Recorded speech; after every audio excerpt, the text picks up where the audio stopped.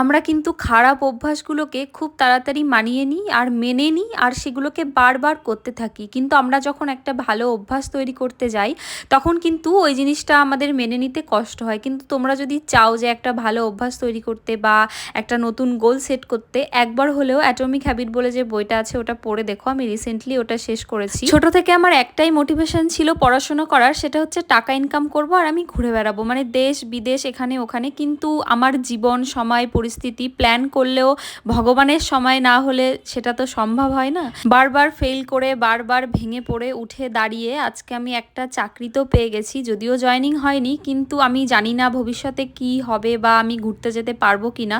আর যখন আমাকে সুযোগ দেবে ভগবান, তখন যাতে শরীরের দোহায় আমার কাছে না আসে, তার জন্য আমি নিজেকে সব সময় ফিট রাখার চেষ্টা করি। মোবাইলে অনেক বাকলাভার ভিডিও দেখেছি, আজকে যেহেতু চোখের সামনে পড়েই গেল, না টেস্ট করে কি বাড়ি ফেরা যায়। আর নতুন খাবার টেস্ট করতে আমার ভালোই লাগে, আমি একটা কিনেছিলাম আর ওরা আমাকে একটা টেস্ট করতে দিয়েছিল।